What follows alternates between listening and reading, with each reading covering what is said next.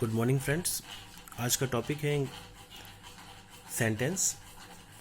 Sentence समझने से पहले हम ये समझेंगे कि इंग्लिश में अल्फ़ाबेट्स क्या होती हैं। इंग्लिश में अल्फ़ाबेट्स कितनी होती हैं? इंग्लिश में एक ही अल्फ़ाबेट होती है।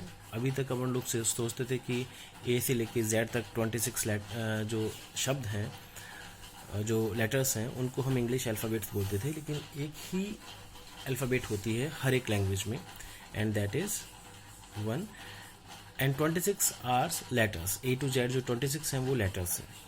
लेटर्स से जो मिलते हैं फिर वर्ड्स बनते हैं, वर्ड्स के बाद में फ्रेजेज, फ्रेज के बाद में क्लॉजेज, क्लॉजेज मिलकर सेंटेंस बनाती हैं और सेंटेंस मिलकर पैराग्राफ बनाते हैं। सो let's start the topic.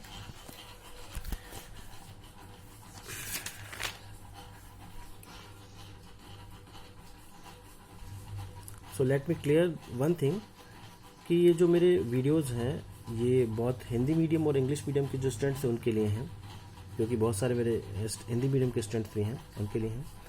So start with the sentence. What is the sentence? A group of word that makes a complete sense is called a sentence. मतलब ये group of word होगा और वो पूरा की पूरा कंप्लीट सेंस देगा, उसी को हम सेंटेंस कहते हैं।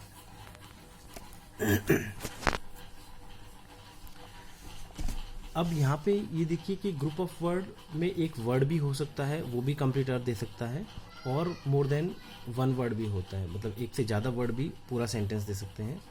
सो इनको I will discuss it letter.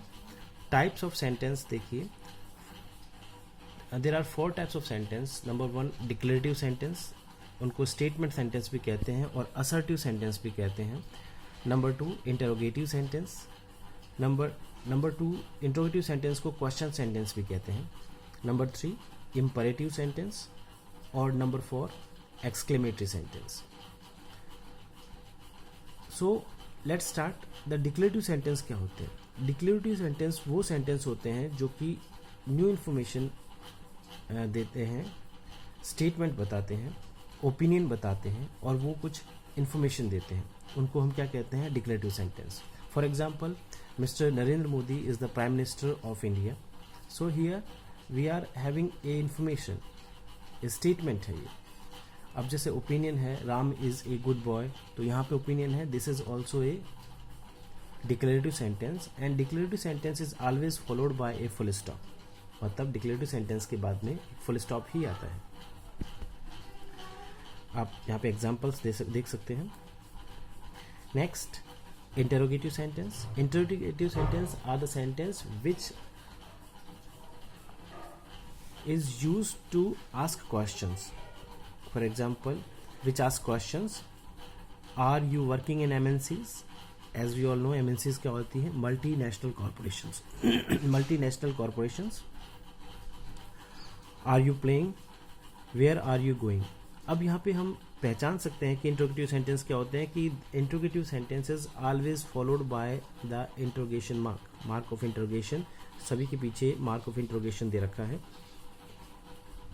Next है इंपरेटिव सेंटेंस। देखिए, it is very important to learn about imperative sentence, because imperative sentence are the sentence which starts with a verb. मतलब ऐसे सेंटेंस जो कि verb से ही start होते हैं, उनको हम इम्परेटिव सेंटेंस कहते हैं। इम्परेटिव सेंटेंस में एक चीज़ और बताते हैं कि वो ये परमिट शो करते हैं, कमांड शो करते हैं, रिक्वेस्ट शो करते हैं, ऑर्डर शो करते हैं। Imperative sentence shows permit, command, request and order, and this sentence starts with the verb.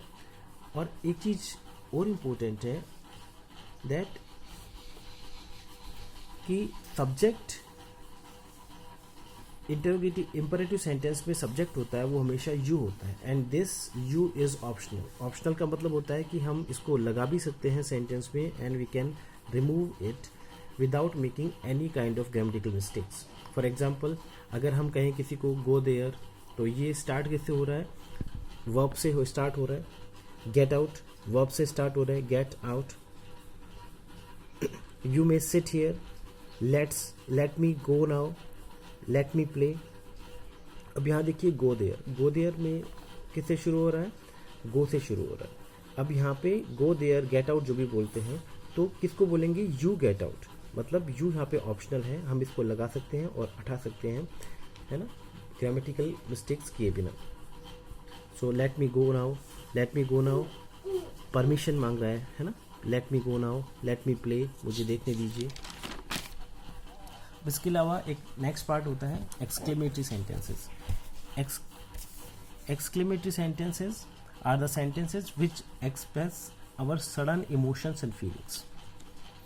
For example, wow, जैसे कोई भी अच्छी चीज़ देख के हमारे मुंह से निकलता है wow, how sad, कोई ख़राब चीज़ देख के how sad, कोई भी अच्छी चीज़ देख के it's amazing, फिर कभी देख के निकलता है what a beautiful scene. तो exclamatory sentences ये sentences होते हैं which express our sudden emotions and feelings.